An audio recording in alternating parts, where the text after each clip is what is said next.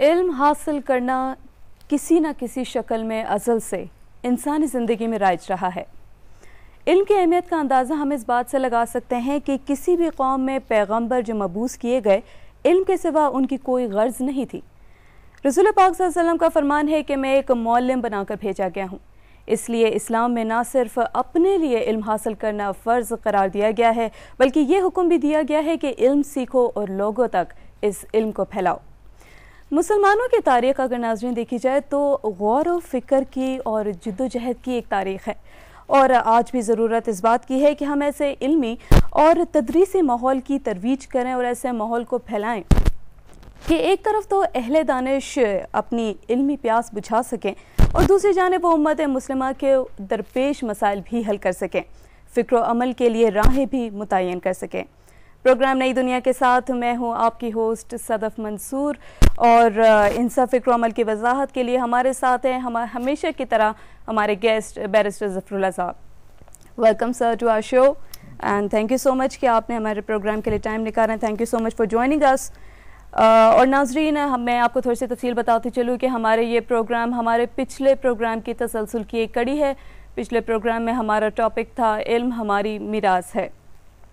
हमने पिछले टॉपिक में और पिछले प्रोग्राम में थोड़ा बहुत डिस्कस किया था इल्म के बारे में कि इल्म हमारी मीरास क्यों है, साइंसी उलूम किस तरह के हैं जिन पे मुसलमानों ने अब तक तहकीक की है, किन किन उलूम में और किन किन फील्ड्स के अंदर हम रिसर्च कर चुके हैं। और जहाँ तक बात है सर इस प्रोग्राम की, हम इस प्रोग्राम में कंटिन्यू करते हैं अपना पिछला टॉपिक ही।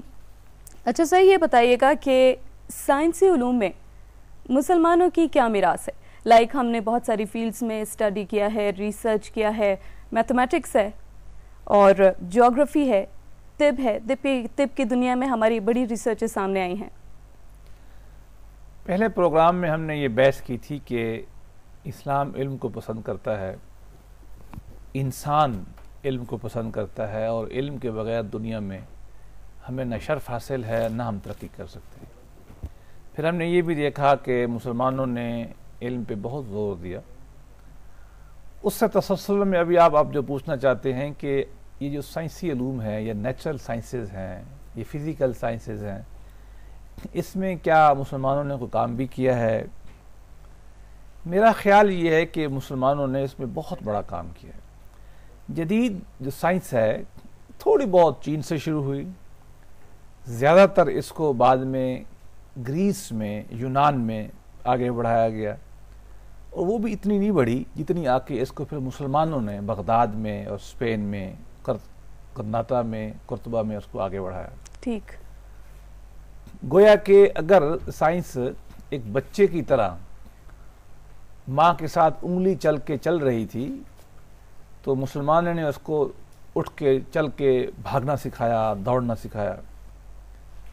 आपने मिसाल दी कि रियाजी में, तिब में, अगर हम इन चीज़ों को थोड़ी देर के लिए बारी बारी देख लें, तिब में आप हैरान होंगे कि 17वीं सदी तक जो यूरोप की यूनिवर्सिटियों में मेडिकल की या तिब की किताबें पढ़ाई जाती थीं वो इब्न सीना की और राजी की थी। जैसा आजकल हम अंग्रेज अनाटमी पढ़ाते हैं, उस ज़माने में इनकी किताबें पढ़ाई जाती थी। 1778 तक ऑक्सफोर्ड यूनिवर्सिटी इनकी किताब में एज ए टेक्स्ट बुक छापती थी और वो पढ़ाई जाती थी। राजी के और इब्न सीना के फ़ोटो अभी भी आपको ऑक्सफोर्ड में, कैम्ब्रिज में, पेरिस की यूनिवर्सिटी में नज़र आते हैं। उन्होंने लगाया हुआ है, जैसे आजकल हम न्यूटन का लगाते हैं, ठीक है, आइंस्टाइन का लगाते हैं, वही उन्होंने लगाते हैं। इब्न मसविया से मशहूर है कि ये एप्थोमोलॉजी जो है, जिसको आंखों का इल्म कहते हैं हम, आई का, ये सबसे पहली किताब दुनिया में उसने इस पे लिखी है। इस तरीके से सर्जरी में जो बड़ी एक माइनर किस्म की डेवलपमेंट दुनिया में पहले थी, ज़्यादा जो बड़ी डेवलपमेंट है आजकल के ज़माने में हुई, उससे पहले मुसलमानों के पीरियड में हुई है। कासिम ज़ोहरावी दुनिया का पहला सर्जन माना जाता है। जितने भी चीर व फाड़ के आलात हैं, इंस्ट्रूमेंट्स हैं, ये कमो बेश ये आपको उसके यहाँ मिलते हैं, उसने ये डेवलप किया। तो दुनिया का सबसे बड़ा सर्जन जिसने सर्जरी को लीप फॉरवर्ड किया, आगे ले गया, तो कासिम ज़ोहरावी था।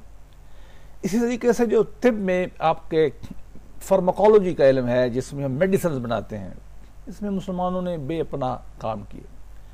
तो नटशल हम ये कह सकते हैं कि जदीद तिब जो इस वक्त मॉडर्न मेडिसिन है, सर्जरी है, इसकी जो मजबूत बुनियाद है वो मुसलमानों के ज़माने में आई, और हमारे वो लोग जिनको आज हम बड़े इज्जत से देखते हैं यही इसके पानियर्स थे।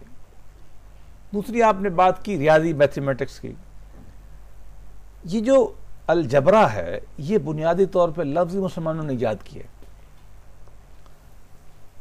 जो मशहूर उमर खयाम को ले लें या अबू मूसा अल ख़वारिज़मी की किताब थी अलजबर व मुकाबला, अच्छा, जिसका मतलब है कि the calculation of the integrals and equations, जिसको मॉडर्न टर्म में हम कहते हैं, ये किताब का नाम था। उस किताब से ही अलजबरा बना। आप ये अंदाज़ा लगा सकते हैं कि अलजबरे का जो इल्म है, इक्वेशंस का, इंटीग्रल का, ये फंडामेंटली ये मुसलमानों ही ने बनाया। दुनिया में नंबर्स तो बहुत थे, लेकिन जिसको मैथ में हम परफेक्ट नंबर्स कहते हैं, ये दुनिया में नहीं थे। मुसलमानों ने उसको इंट्रोड्यूस करवाया। ज़ीरो मुसलमानों से पहले दुनिया के हिसाब में नहीं थी। ये इंडिया में रिवाज थी, वेस्ट में नहीं थी, किसी दुनिया में नहीं थी। तो मुसलमानों ने उसको लिया, उसको इस्तेमाल किया। आप खुद अंदाज़ा लगाएं कि ज़ीरो के बगैर कोई मैथमेटिक्स नहीं चल सकता आजकल, कोई हिसाब किताब नहीं चल सकता। बिल्कुल, ये उन्होंने किया। परफेक्ट नंबर्स मुसलमानों ने इंट्रोड्यूस करवाए। कैलकुलेशंस जो हैं, लाफ स्क्वायर्स मुसलमानों ने इंट्रोड्यूस करवाए। और इतने परफेक्ट थे ये मुसलमान कि उसकी मदद से, मैथ की मदद से, ये दुनिया की बहुत सारी चीज़ों की कैलकुलेशंस कर लेते थे। मिसाल के तौर पर पाकिस्तान के इलाके में, ये कलर कहार का जो इलाका है, ये पिंड दादन खां, इसके इलाके में कहा जाता है अल-बरूनी जब इंडिया आए और इस इलाके में वो रहते थे कुछ अरसे के लिए, और उन्होंने यहाँ बैठ के तहकीक ये की इस मैथ की मार्फत कि दुनिया का जो सफ़ीयर है, ये कुर्रा अर्ज़ है, ये ग्लोब जिसे हम कहते हैं, ये कितना बड़ा है। उस ज़माने में जहाज़ तो थे नहीं, न गूगल अर्थ था, या तो आप पैदल चल के माप थे। उसने यहाँ मैथमेटिक्स की मदद से, जिसकी हमने बात की, कैलकुलेशंस की, और दुनिया का जो उन्होंने कुतर बताया हमें, आज जो मॉडर्न लेटेस्ट साइंस से हम मेजरमेंट करते हैं 15 किलोमीटर का फ़र्क है।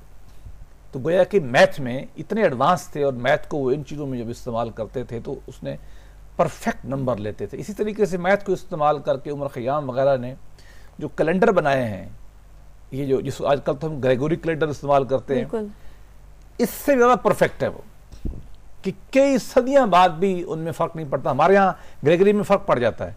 आपको कभी फरवरी का महीना 28 का करना पड़ता है, कभी आपको 29 का करना पड़ता है। आपको मालूम है हर 4 साल बाद आपको फरवरी के महीने को 1 दिन बढ़ाने पड़ते हैं। ये उसकी डिफेक्ट है। उमर खयाम में आपको फ़र्क नज़र नहीं आता। इसी तरीके से आपने उठाया कि केमिस्ट्री, फिजिक्स को अगर आप देख लें, फिजिक्स की बुनियाद लाइट पर है। आप मैं सामने बैठे हैं, ये लाइट कैमरे की वजह से बैठे हैं, और ये वेव्स जा रही हैं सारी की सारी।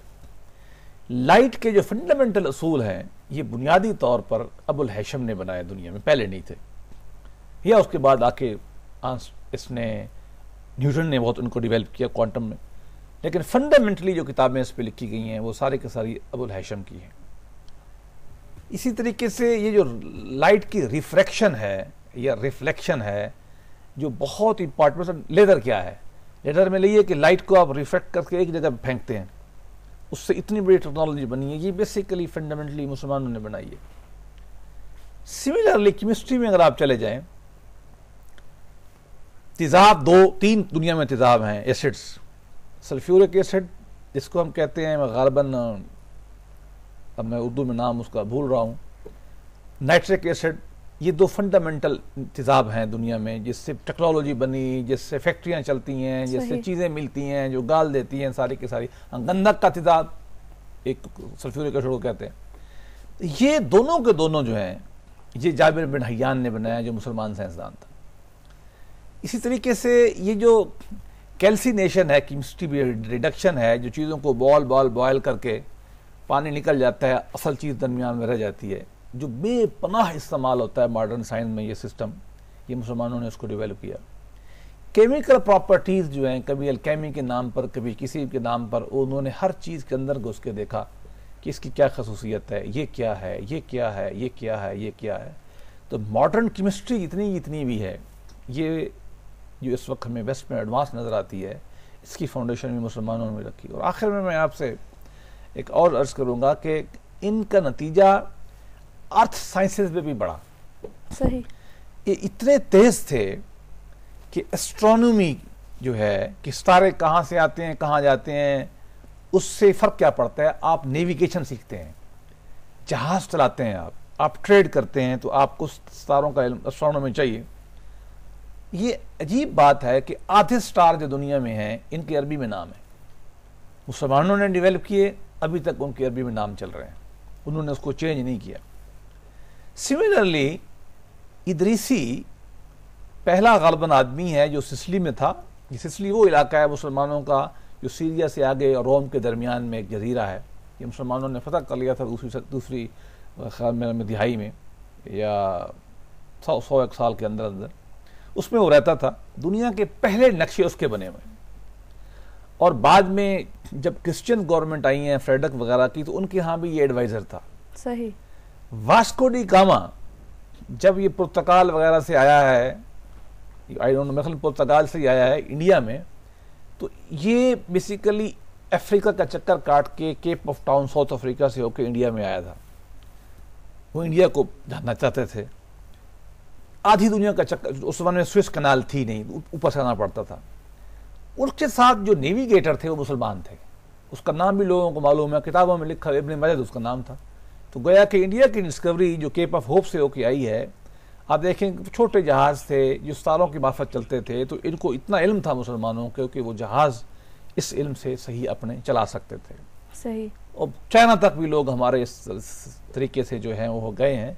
तो नटशल हम यही कह सकते हैं सादा लफ्ज़ों में कि जितनी भी कंटेम्प्रेरी नेचुरल साइंसेज हैं, जितनी भी फिज़िकल साइंसेज हैं, अगरचे हमें मानना चाहिए कि बात ये बुनियादी तौर पर शुरू कुछ हद तक ये चाइना में, लेकिन बहुत रूडिमेंट्री फॉर्म में। ठीक।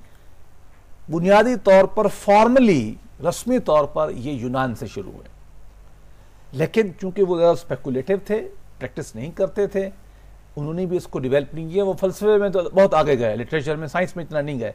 मुसलमानों ने उस पर बेस खड़ी करके इसको बहुत एडवांस लेवल तक पहुंचाया, यहाँ तक कि 10वीं सदी से लेकर आप कह सकते हैं कि 15वीं सदी तक, 16वीं सदी तक ये मुसलमानों का 500 साल इस पे गलबा था। इन्हीं की किताबें पढ़ाई जाती थी वेस्ट में, यूनिवर्सिटी ऑफ पेरिस में जो 10वीं सदी में बन गई, कैम्ब्रिज में जो 13वीं में बन गई, ऑक्सफोर्ड 13वीं में बन गई, वहाँ ये पढ़ाती जाती रही हैं। और अब आके पोस्ट न्यूटोनियन ज़माने में, न्यूटन के बाद जो 1600 कुछ में है, अब हम इससे फारिग हो गए हैं। सही। अब वो हमसे आगे चले जाए। ठीक है बैरिस्टर साहब, बहुत अच्छी गुफ्तगू कर रहे थे आप। मुसलमानों की जितनी भी अचीवमेंट्स हैं और जितनी भी रिसर्चेज है जिस पे आजकल की दुनिया बेस कर रही है, एक कॉलर से एक क्वेश्चन ले लेते हैं, उसके बाद हम एक ब्रेक लेंगे। जी कौन है हमारे साथ? अस्सलाम वालेकुम। जी अस्सलाम वालेकुम। वालेकुम सलाम। कहाँ से बात कर रहे हो, कौन बात कर रहे हैं? वसीम बोल रहा हूँ सरगोदा से। जी जी। मुझे एक क्वेश्चन करना था। जी जी। जैसा कि कहा गया है कि इल्म मोमिन की मिरास है। बिल्कुल। तो मेरा सवाल ये है कि ये कौन सा इल्म है, जदीद इल्म है या शरई इल्म? जदीद इल्म है या शरई इल्म? शरई इल्म। नदीम साहब गालिबन ये पिछला प्रोग्राम नहीं देख सके सर, हम इसका जवाब लेंगे अपनी के बाद। नाज़रीन लेते हैं short commercial break. Stay tuned with us.